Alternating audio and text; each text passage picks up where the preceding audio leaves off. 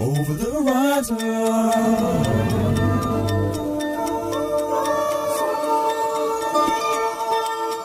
Over the horizon.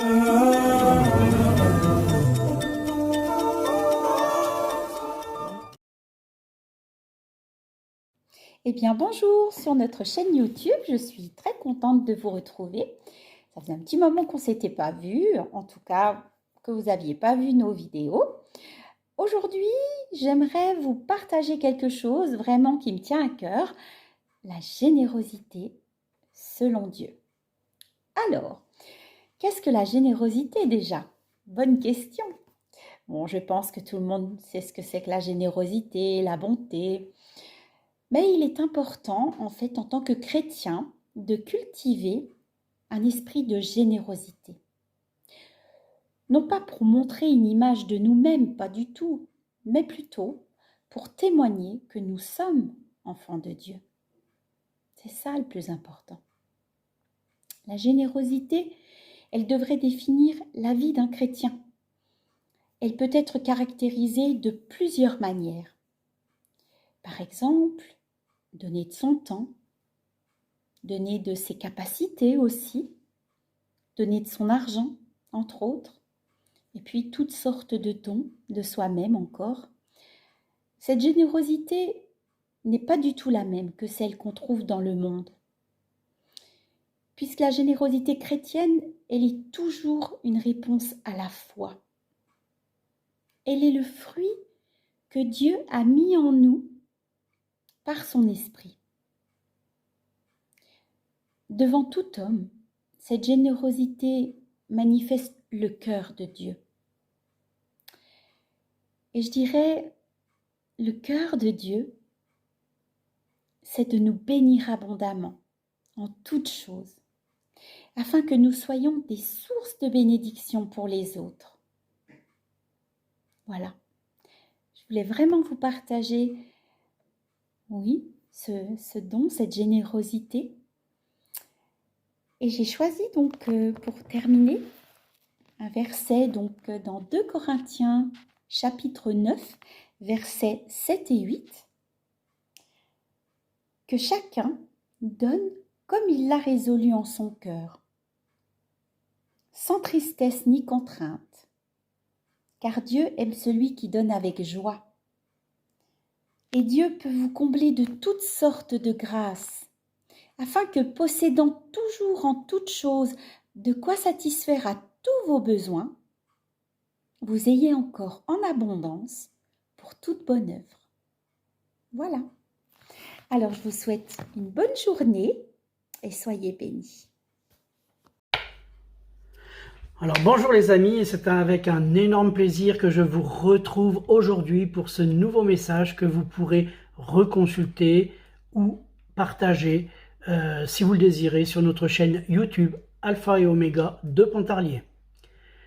J'avais sur le cœur de vous informer qu'au sein de notre ministère Alpha et Oméga, nous avions créé depuis plus de 5 ans maintenant une filière qu'on a appelée ONG Alpha et Oméga qui vient en aide aux orphelins et aux plus démunis. Je vais faire un bref historique du pourquoi et du comment nous sommes venus à mettre en place cette nouvelle branche. Nous faisions à l'époque des campagnes de dons pour des actions humanitaires bien ciblées, sporadiques, faute de moyens naturellement, comme acheter des bibles, des vivres, des jouets, des habits ou des fournitures scolaires à des orphelinats au Burkina Faso, au Burundi, entre autres, mais aussi sur des actions qu'on a pu faire aussi en France. En 2015, j'ai fait la connaissance d'un pasteur qui s'appelle Bruno Ossou, qui œuvre au Bénin et avec qui j'ai tissé un lien d'amitié virtuel via le réseau Facebook. Nous avons longtemps conversé ensemble et je lui ai fait part d'un songe que j'avais eu en 2011 où une nuit, j'ai reçu dans mon sommeil qu'un jour, j'aurais pour mission le Bénin. Cela m'a réveillé aux alentours de 3 heures du matin et là, d'un bond, je me suis levé parce que ça m'a interpellé en pleine nuit et je suis parti allumer mon ordinateur car le Bénin, bah oui, le Bénin, je sais que c'est un pays d'Afrique où ils parlent un peu français, mais bon, j'en sais pas vraiment beaucoup plus. Donc j'avais besoin d'en connaître un peu plus sur ce que je venais de recevoir et pourquoi le Bénin. J'avais pas entendu beaucoup parler du Bénin jusqu'à ce moment-là. Je me suis mis à lire, donc, et ensuite, je me recouche. J'en fais part le lendemain à Marie, mon épouse, de ce que le Seigneur m'a déposé dans cet esprit cette nuit-là. Et puis, on a laissé comme ça les choses, parce qu'on savait que c'était pas pour aujourd'hui. Mais donc, on a laissé agir. Nous avons remis plusieurs fois ce message en prière, aussi bien individuellement qu'en groupe. J'ai reçu plusieurs confirmations par d'autres personnes par la suite, et nous savions, car nous le ressentions, qu'il fallait laisser faire certainement le temps, et non faire les choses à la va-vite comme un coup de zèle ou n'importe comment, car ce que le Seigneur prévoit pour nous et ce qu'il a décidé de mettre en place dans nos vies, eh bien ce ne sont pas des choses qui sont incontrôlées, mais plutôt des choses millimétrées, bien précises. Je savais que cette rencontre n'était pas un hasard avec ce Bruno Ossou. Ce qui s'est confirmé par la suite, car à un moment extrême précis, nous savions qu'il était temps, que c'était maintenant qu'il fallait entreprendre cette œuvre. Nous avons donc continué nos actions ponctuelles, comme au Noël, à l'époque, les rentrées scolaires, afin que tous les enfants, puis à peu près environ 100 à cette époque, 120 aujourd'hui, puissent bénéficier eux aussi de plaisir, de joie, d'instruction et de bénédictions de toutes sortes. Puis nous avons décidé de nous impliquer toujours plus avec eux, et d'aller un peu plus loin, parce que c'est un petit peu le message du Seigneur. Œuvrer, ça ne veut pas dire simplement faire les choses une fois de temps en temps, ça veut dire appliquer une vraie œuvre pour le Seigneur, en instaurant un système de parrainage qu'on a mis en place, comme on peut le voir dans des grosses structures nationales, alors je ne vais pas citer les noms, mais même internationales, qui font aussi ça depuis des années et des années, et heureusement que ça existe pour venir aux besoins des plus démunis. Et notre mission à nous est de trouver donc des marraines, des parrains, plutôt francophones, dans des pays comme la France, bien évidemment, la Suisse, la Belgique, le Canada, entre autres, puisque nous avons aujourd'hui des parrains et marraines qui se trouvent dans ces endroits, dans ces pays. Et le rôle des parrains est de prendre en charge un ou plusieurs enfants mensuellement, selon leur budget, bien évidemment, qu'ils ont sur le cœur de donner aussi, et surtout qu'ils puissent, lui ou leur consacrer un peu de leur argent, de leurs revenus, ou de leur bien-être, de le faire partager avec ceux qui n'en ont pas beaucoup. Le rôle de parrain est de prendre en charge, comme je l'ai dit, un ou plusieurs enfants. Mais donner, on sait, c'est pas obligatoire. Rien n'est obligatoire, bien évidemment. On peut rester aussi à rien faire. On peut rester les yeux fermés sur ces problèmes, sur cette misère. Chose que nous pouvions aussi, au sein du ministère, faire aussi, continuer notre petite œuvre comme nous l'avions envie. Mais lorsque le Seigneur veut se servir de nous, pour X mission ou X projet, il est de notre humble avis de s'y atteler véritablement. Que nous dit la parole à ce sujet? Donner doit être avant tout un acte d'amour et non une obligation ou une frustration. Dans Matthieu 22, de 37 à 39, il est dit « Tu aimeras le Seigneur ton Dieu de tout ton cœur, de toute ton âme et de toute ta pensée. » C'est clair. C'est le premier et le plus grand commandement qui nous est dit. Et le second, qui lui est semblable, c'est marqué. Donc ça veut dire que il y a beaucoup de similitudes, il est semblable, donc ça peut être le même, quasiment. C'est tu aimeras ton prochain comme toi-même. Tu aimeras ton prochain comme toi-même. Alors si ton prochain, toi, si ton prochain, il est dans la souffrance, il est dans la misère totale, perdu de tous, dans la crainte, dans le doute, dans la maladie, dans toute chose, on se doit de l'aider. Car nous avons de l'amour pour lui, normalement. Et on en souffre de même, n'est-ce pas? Il est dit dans la Bible que si ton frère y souffre, tu souffres de même. C'est très dur de savoir que de nos jours, dans certains pays, on ne mange pas à sa faim.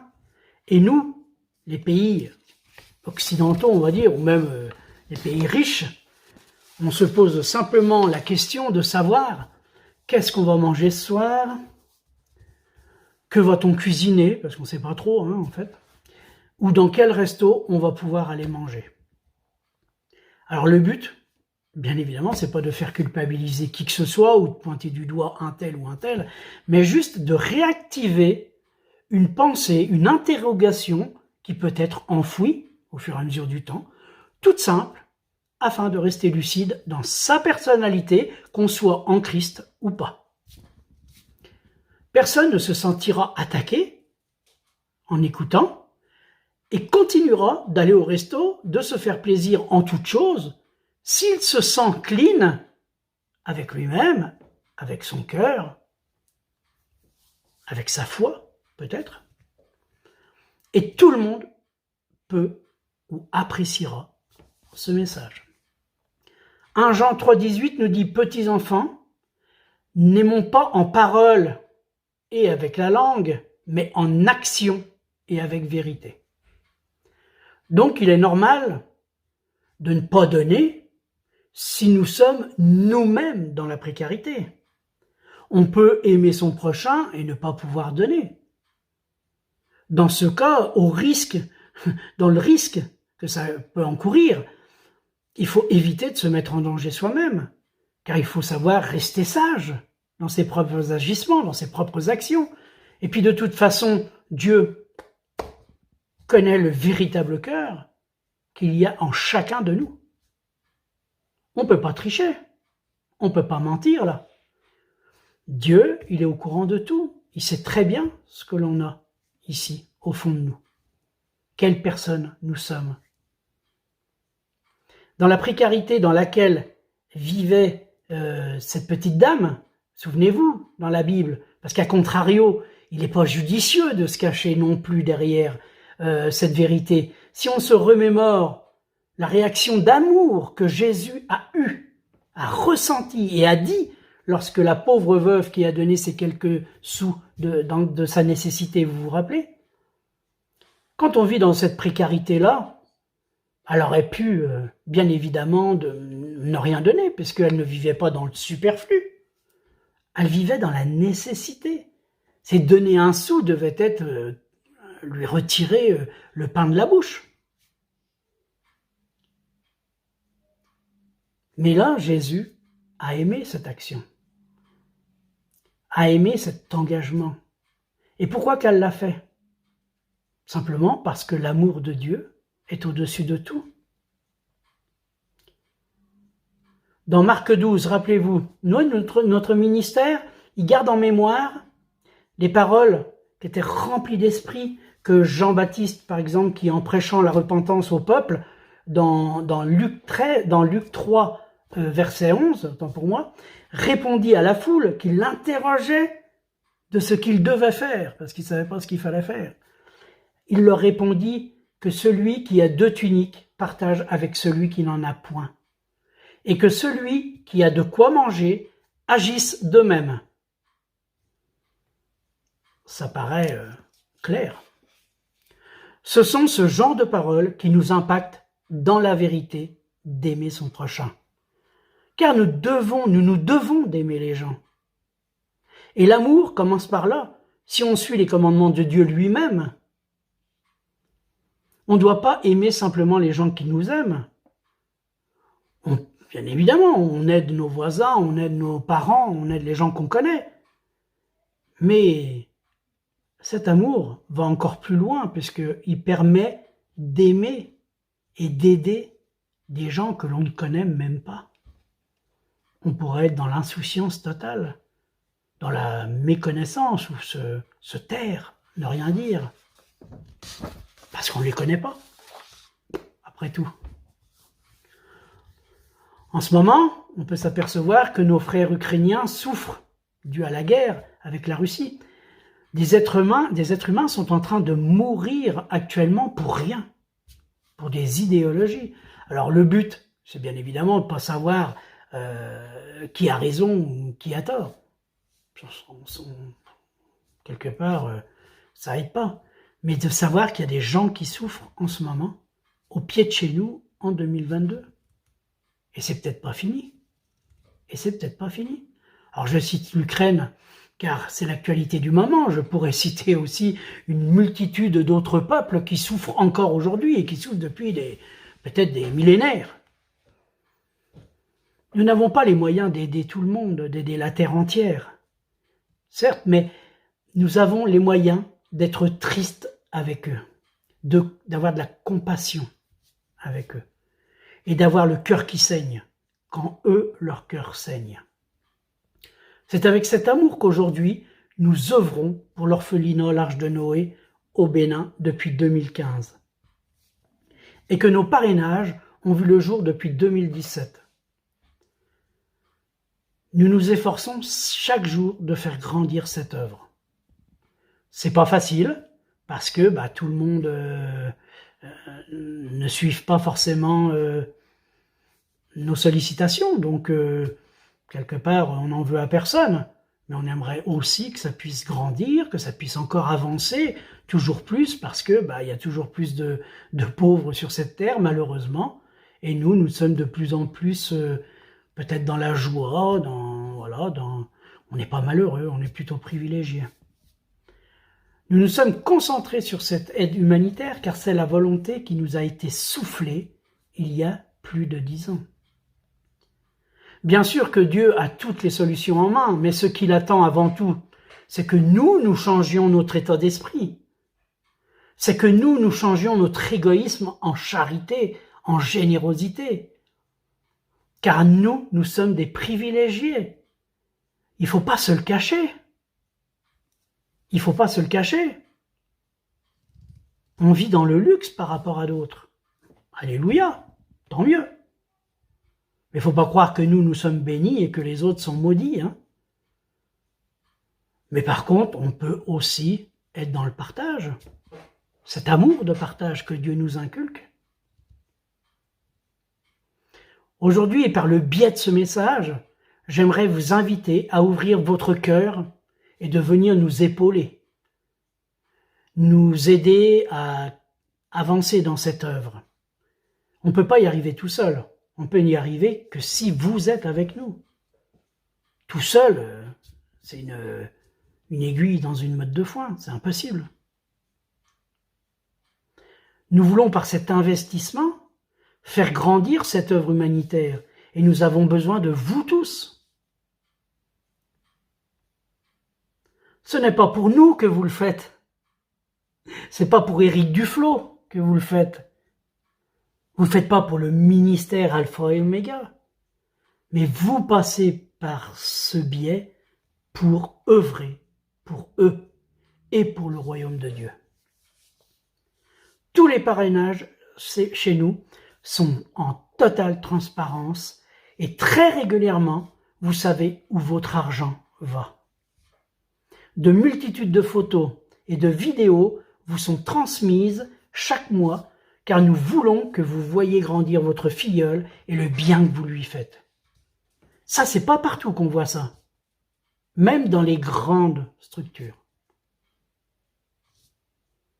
Mais nous sommes une petite structure, donc nous pouvons passer du temps et vous envoyer et vous mettre au courant de plein de choses, quand bien même, dernièrement, on a fait une campagne des villages d'où venaient nos filleuls.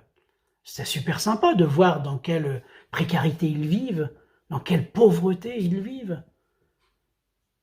Ça, au moins, on se dit que notre geste, il n'est pas vain. C'est pas de l'argent qui est gaspillé, qui est mis à la poubelle. C'est de l'argent qui fait du bien et qui réchauffe les cœurs.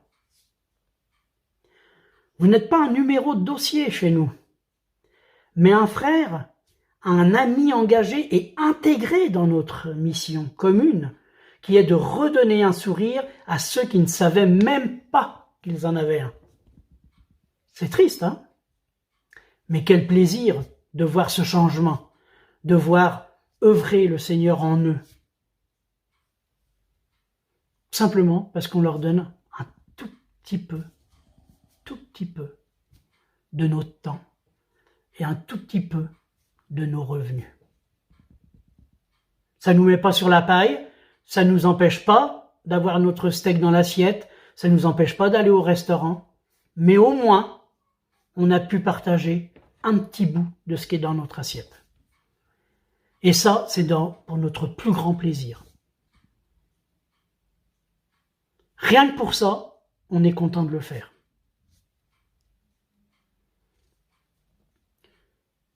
Si vous avez n'importe quelle question, nous sommes en mesure de vous répondre.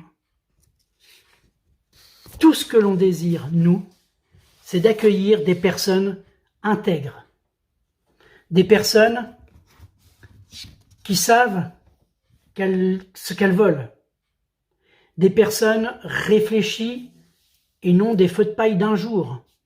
On en a vu passer des feux de paille d'un jour. C'est pas ce qu'on cherche. On veut des gens intègres, des gens qui s'engagent dans quelque chose.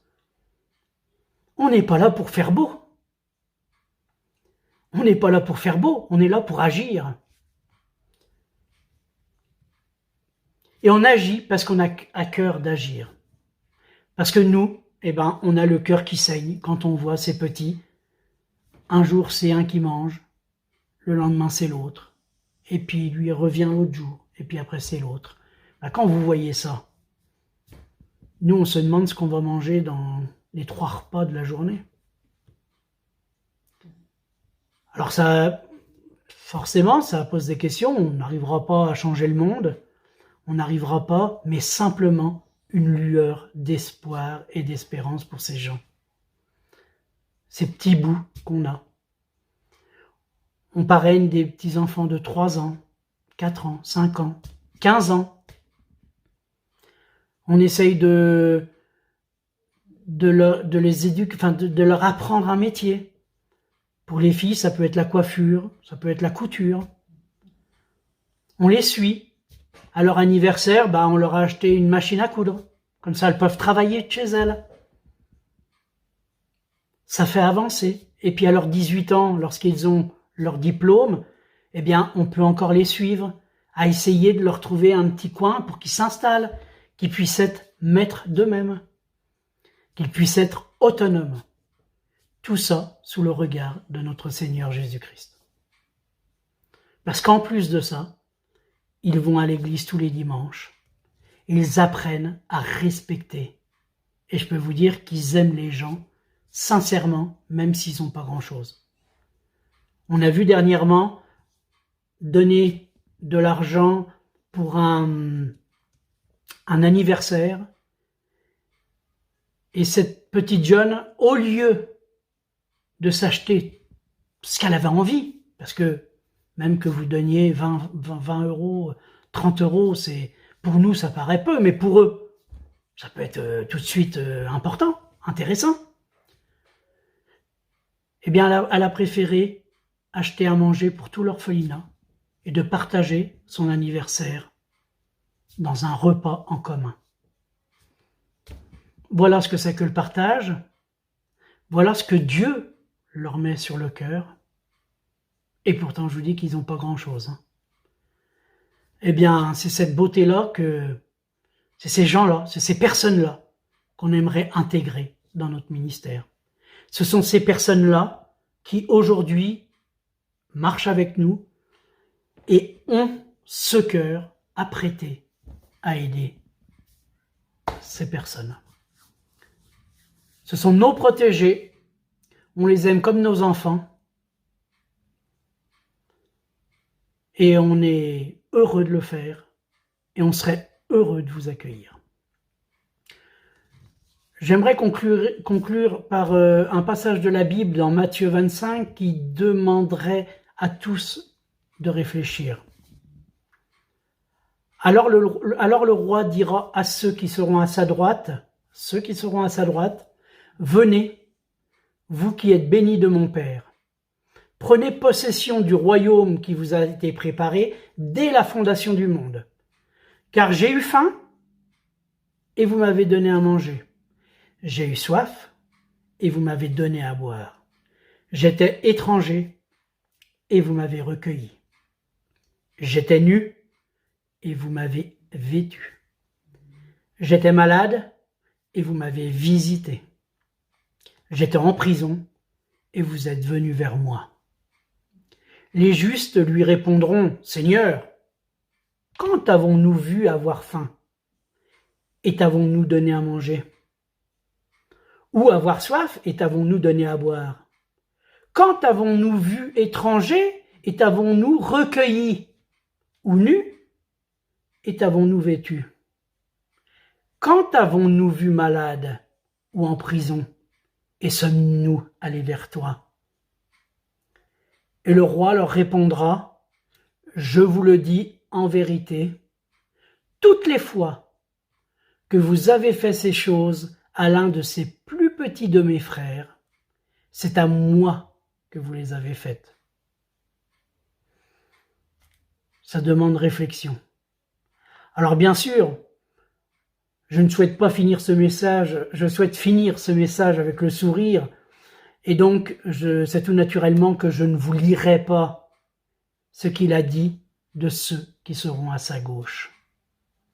Merci d'avoir écouté jusqu'au bout. Bienvenue à tous. Nous serons ravis de vous accueillir et essayerons de traverser un petit bout de chemin avec vous et avec nos petits bouts qui ont besoin de vous aussi. Si vous avez besoin de quoi que ce soit, des questions, eh bien nous sommes là pour vous répondre. Vous avez les sites, vous avez l'adresse mail, vous avez la chaîne YouTube, vous avez tout pour faire. Et aujourd'hui, nous vous attendons et nous vous tendons les bras. Merci d'avoir écouté jusqu'au bout. Bienvenue à tous. Soyez richement bénis, vous et vos proches. Je vous laisse avec la prière de Sylvain.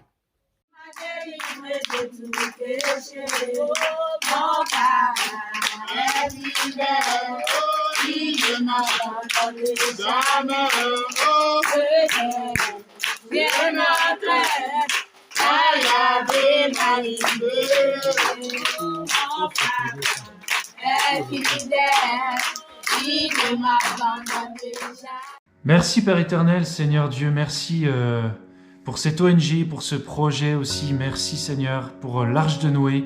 Au Bénin, je bénis l'Arche de Noé. Je bénis cette ONG, je bénis Seigneur tous ceux qui participent, je bénis les pasteurs, je bénis toutes les personnes qui participent et qui aident à l'orphelinat, qui aident les orphelins, les veuves. Et je bénis tous les orphelins, toutes les orphelines, je bénis les veuves, je bénis toute leur famille au Bénin dans le nom puissant de Jésus. Je déclare des bénédictions sur vous tous dans le nom puissant de Jésus. Je déclare aussi la guérison physique dans le nom de Jésus. Soyez guéris puissamment par la puissance du Saint-Esprit et dans le nom de Jésus-Christ. Amen et Amen. Merci Seigneur, merci pour l'amour que tu portes à tous tes enfants, Seigneur Dieu. Je proclame des bénédictions sur eux tous. Je proclame des bénédictions spirituelles, des bénédictions financières dans le nom de Jésus. Merci Seigneur Dieu. Merci Seigneur. Je bénis l'Arche de Noé. Je bénis aussi ton ministère Alpha Oméga, Seigneur. Je proclame de nombreux fruits pour ton ministère. Et je prie aussi pour toutes les personnes qui regardent cette vidéo, que vous soyez remplis du Saint-Esprit, remplis de l'amour en Jésus-Christ, de l'amour de Jésus, pour tous les orphelins, pour toutes les veuves, et que vous soyez remplis, que votre cœur soit rempli de générosité.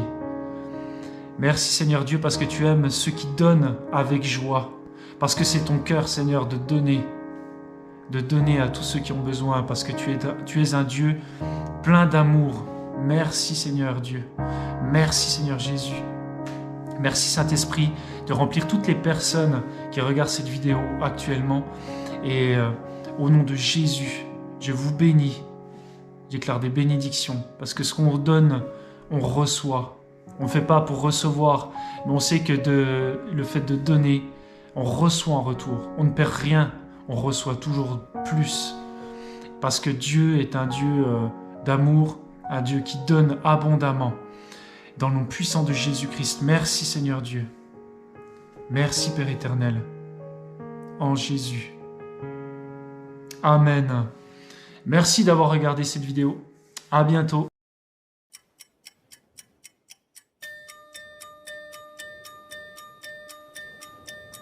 Over the horizon.